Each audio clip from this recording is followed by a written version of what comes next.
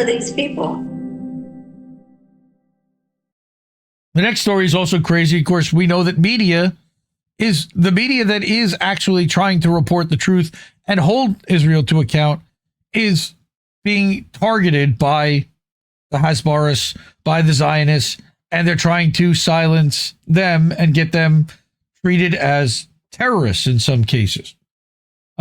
So, in that vein, there is a publication called the Palestine Chronicle run by Ramzy Baroud. They've become a target in the UK. This case is not justice, it's intimidation, it's not law, it's propaganda dressed in the robes of a courtroom. This is written by Ramzy Baroud. So this is the perspective of the outlet being targeted. Let me make this a little bigger so people can follow along. The Palestine Chronicle is not a militant organization. It is a modest, independent publication sustained by small donations and animated by a singular mission to bear witness. It tells the untold stories of Palestine, documenting dispossession, resistance, and the endurance of a people condemned to silence. In a media landscape dominated by powerful conglomerates repeating the language of governments, which is what we talked about from Asal Rod earlier, the Chronicle insists on a journalism of proximity, grounded in daily lives, in the rubble of Gaza, in voices otherwise erased. Its true offense in the eyes of detractors is not invention, but truth. At the heart of this endeavor stands Ramzy Baroud. His career is the antithesis of clandestine. For decades, he has written, taught, and spoken in public, producing books translated into multiple languages, contributing columns to international publications, and addressing audiences in universities and public forums across continents. He's not a shadowy figure. He's a man whose work has been consistent, transparent, and intellectually rigorous, even when you disagree with him. His life is not untouched by the tragedy he describes. Many members of his family were killed under Israeli bombardments. Yet, while mainstream media rushed to amplify unproven allegations against him, they remained deaf to his personal grief. His tragedy was ignored, his integrity overlooked, his voice distorted, because his engagement is unbearable for those who would prefer silence. He's an engaged journalist of the noblest sense, independent, lucid, unflinching. His so-called crime is not collusion with violence, but fidelity to memory. We covered that. How many years ago? Is something we talk about all the time. That's why he's demonized, not for what he's done in law, but for what he represents in conscience. America, unable to silence Palestinian voices through censorship alone, now instrumentalizes its justice system to achieve by indictment what it failed to achieve by argument. Having harassed universities, intimidated students, and punished professors for their solidarity with Gaza, it now turns the courtroom into a new battlefield. And Congress, captive to the whims of its Zionist paymasters, not just masters, but paymasters, joins the manhunt, targeting a journalist for the sole offense of telling the truth about his people. As for the mainstream corporate press, it chooses cowardice, as it always does, ignoring his family's suffering, ignoring the emptiness of the charges, while echoing the accusations of power as if they were evidence. Twisted law into weapon? Yeah, that's what they're doing.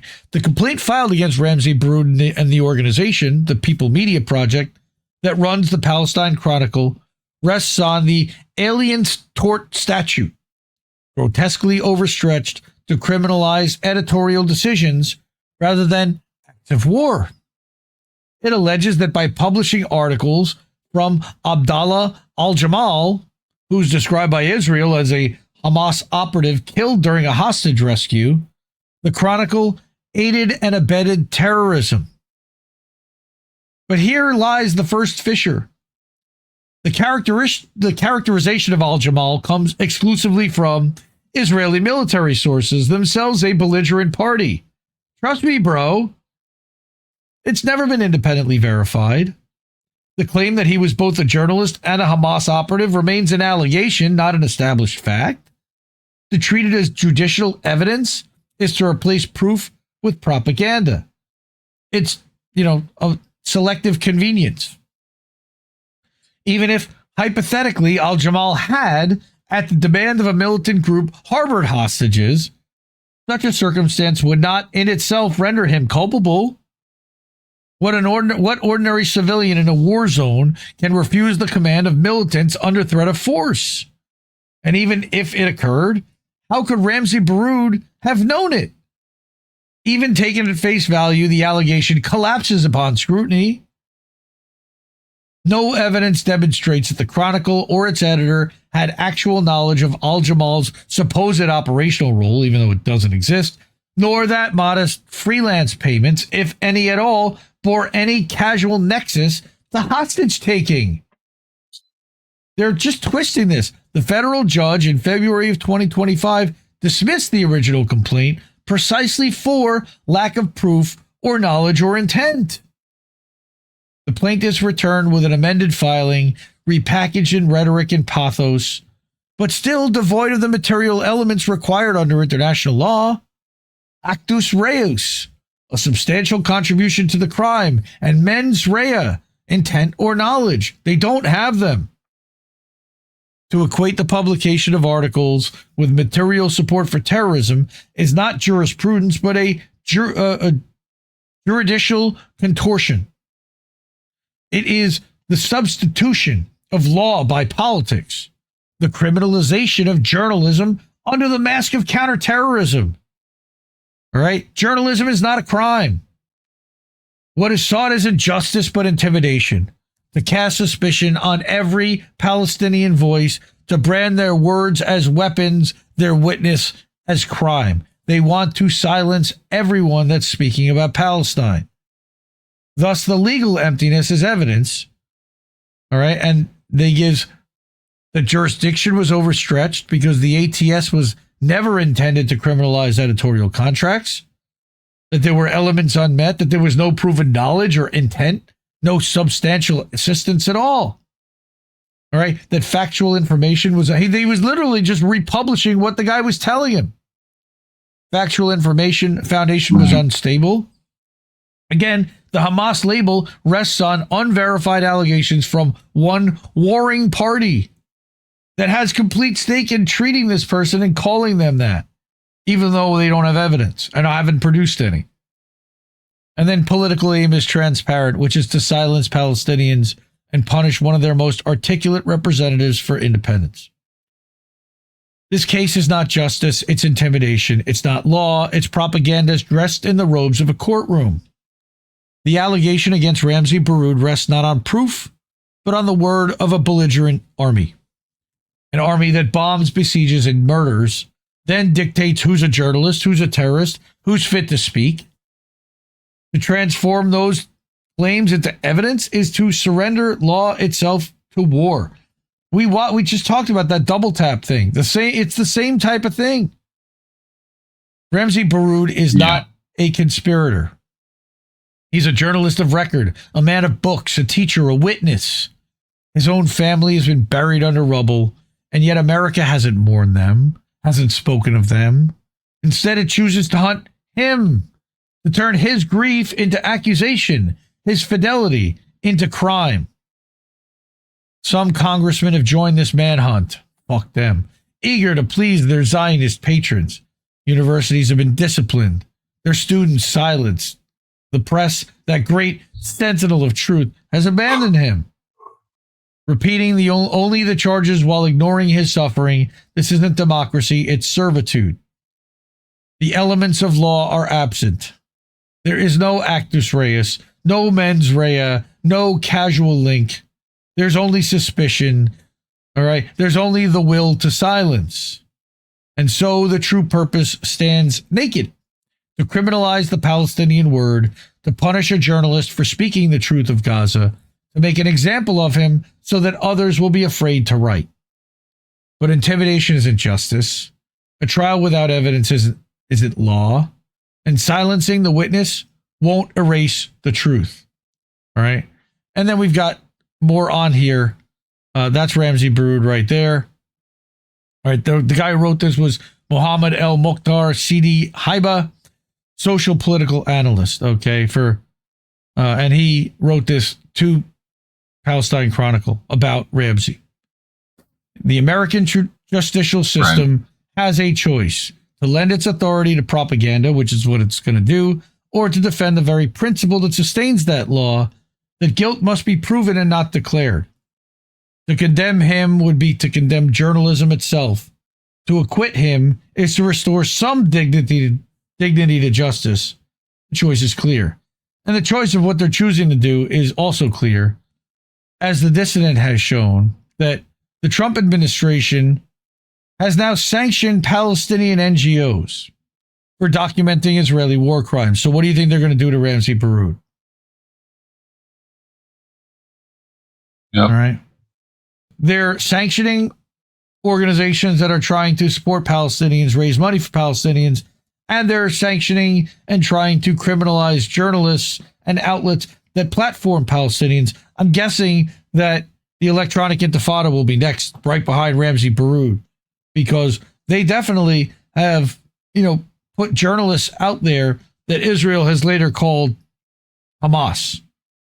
And therefore, the EI will then be charged with platforming Hamas.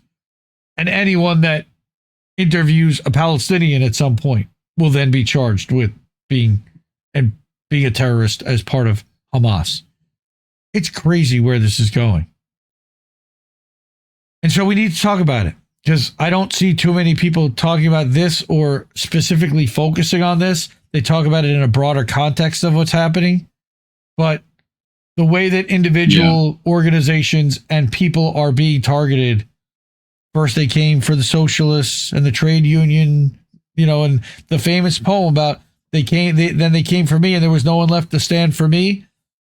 It kind of feels like they're trying to come for everybody, so there's no one left to stand for us. So that's why we have to stand for them. All right.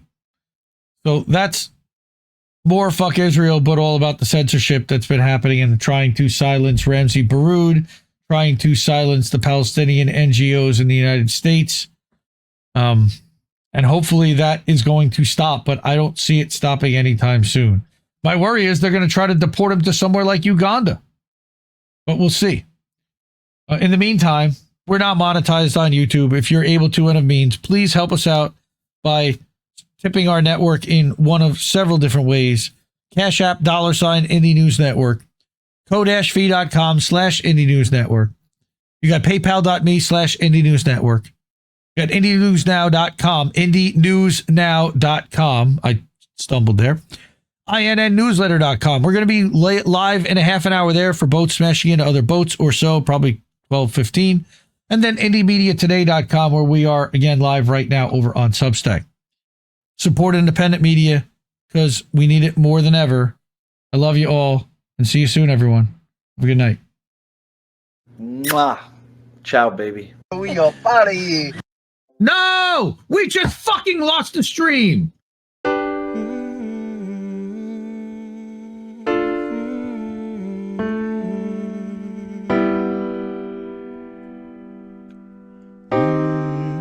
I think I liked it better being blind, when I couldn't read between the lines, and when I couldn't see the cracks in the structure that lay bare before me the whole time.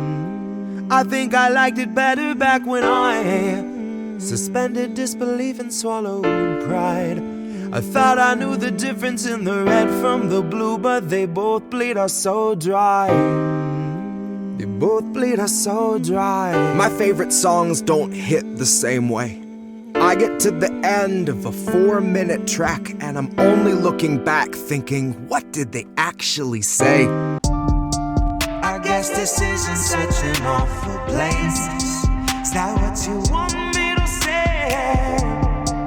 You prove it's possible to sleep for days, and I still think you're right here awake. The cost of living isn't much to make, but God, it's so hard to say. And when they told you